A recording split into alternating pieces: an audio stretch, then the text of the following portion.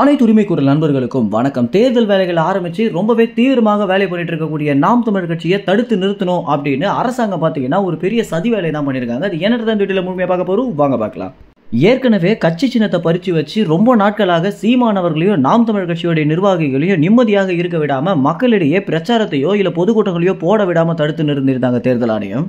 இந்த ஒரு விஷயம் அப்படின்றது நாம் தமிழர் கட்சிக்கு எவ்வளவு பெரிய அடியாக மாறி இருந்துச்சு அப்படின்னா, கிட்டத்தட்ட 10-15 நாட்களுக்கு நாம் தமிழர் கட்சியினரால ஒரு பொதுக்கூட்ட வேலைகளையோ இல்ல மக்களிடையே பிரச்சாரம் பண்ற வேலையோ எதையுமே பண்ண விடாம முழுக்க பாத்தீங்கன்னா கோர்ட்டு தேர்தல் ஆணையம் அப்படின்னு இந்த சின்ன விவகாரத்தினால ஒரு பெரிய பிரச்சனையை உண்டாகிருக்கு அப்படின்னு தான் சொல்லணும். இறுதியில பாத்தீங்கன்னா தமிழ்நாட்டுக்கு சம்பந்தமே இல்லாத ஒரு கட்சிக்கு விவசாய சின்னத்தை கொடுத்து நாம் தமிழர் கட்சியினருக்கு ஒரு பெரிய துரோகத்தையே பண்ணியிருக்காங்க தேர்தல் ஆணையம். இது குறித்து சீமானுக்கு ஆதரவாளர்களாக இல்லாத கூட என்ன சொல்லியிருந்தாங்க அப்படின்னா, இந்த விஷயம் அப்படின்றது நாம் தமிழர் கட்சியினருக்கு ஒரு மிகப்பெரிய இழப்பாக இருந்தாலும் சீமானுக்கு செய்திருக்கக்கூடிய ஒரு மிகப்பெரிய துரோகம் அப்படின்னு தான் சொல்லி ஆகணும். ஏன்னா நிர்வாகிகள் மேல கோபம் இல்ல, சீமானவர்கள் மேல தனிப்பட்ட முறையில் இருக்கக்கூடிய கோபம் தான் இந்த மாதிரியான விஷயங்களாக வெடிக்குது அப்படின்றதுல எந்தவித மாற்று கருத்துமே இல்லை அப்படின்னு நாம் தமிழர் கட்சியிலிருந்து விலகிய முன்னாள் நிர்வாகிகள் மற்றும் அரசியல் விமர்சகர்கள் பாத்தீங்கன்னா இந்த விஷயத்துல ரொம்ப உறுதியாகவே சொல்லியிருக்காங்க. திமுக கட்சிக்கு நாம் தமிழர் கட்சி மேல இருக்கக்கூடிய தனிப்பட்ட வன்மம் தான் இந்த மாதிரியான பிரச்சனைகளுக்கு காரணம் அப்படின்றதுல நாங்க உறுதியாக இருக்கோம் அப்படின்னு இத்தனை ஆண்டு காலங்களாக சீமானுக்கு ஆதரவாக பேசாத பல அரசியல் விமர்சகர்கள் பாத்தீங்கன்னா இந்த ஒரு கருத்துல நாம் தமிழர் கட்சியினருக்கும் சீமானுக்கும் சாதகமாக பேசியிருக்காங்க.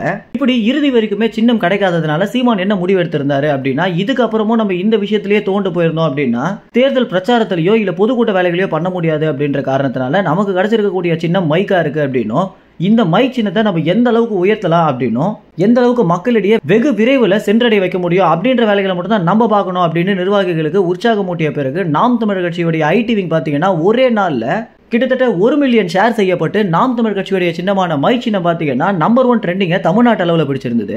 மூளை முடுக்கெங்கும் சீமானுக்கு விவசாய சின்னம் இல்லை, மைக் சின்னம் தான் கிடைச்சிருக்கு அப்படின்ற விஷயத்தை தெரிய வச்ச பிறகு தற்போது அனைத்து மக்களுக்குமே பாத்தீங்கன்னா இந்த சின்னத்தை வச்சு சீமானவர்கள் ஜெயிக்க முடியுமா அப்படின்ற ஒரு கேள்வி வந்திருக்கு. இது குறித்து மூத்த பத்திரிகையாளரான மணி, சவுக்கு சங்கர், தராசு ஷாம், பாண்டே, ரவீந்திரன் துரைசாமி இது போன்ற நபர்கள் என்ன சொல்றாங்க அப்படின்னா, இந்த முறை சீமானுடைய சின்னம் என்ன அப்படின்னு மக்கள் கேட்டு ஓட்டு போடுற நிலை உருவாகிறதுக்கு நிறைய வாய்ப்புகள் இருக்கு அப்படின்னு ஆய்வு சொல்லுது அப்படின்றது ரொம்ப தெளிவாகவே சொல்லியிருக்காங்க. இந்த மாதிரி கிடைச்ச சின்னத்தை வச்சு எப்படியாவது முன்னேறி போயிடணும் அப்படின்னு நினைச்சிட்டு இருக்கக்கூடிய நிர்வாகிகளுக்கும் சீமானவர்களுக்கும் ஒரு பெரிய அடி கொடுக்கும் விதமாக தமிழக அரசாங்கம் என்ன முடிவெடுத்திருக்காங்க அப்படின்னா, மக்கள் அதிகமாக கூடுற இடத்துல சீமான் பொதுக்கூட்டமோ பிரச்சாரமோ பண்ணக்கூடாது அப்படின்னு தமிழக காவல்துறையை ஏவி விட்டு சீமான் எந்தெந்த இடங்கள்ல பிரச்சாரம் மற்றும் பொதுக்கூட்டம் பண்றாரோ அந்தந்த இடங்கள்ல எல்லாம் கொஞ்சம் கூட்டம் அதிகமானாலே அந்த இடத்தை தடுத்து நிறுத்துங்க அப்படின்னு, அவர் அந்த இடத்துல பேசவே கூடாது, பேசுறதுக்கு அனுமதி இல்லை அப்படின்னு கைது பண்றது கூட நீங்க தயங்காதீங்க அப்படின்னு ஒரு பெரிய சதி வேலை தான் பாத்தீங்கன்னா தற்போது அரசாங்கம் பண்ண போறாங்க.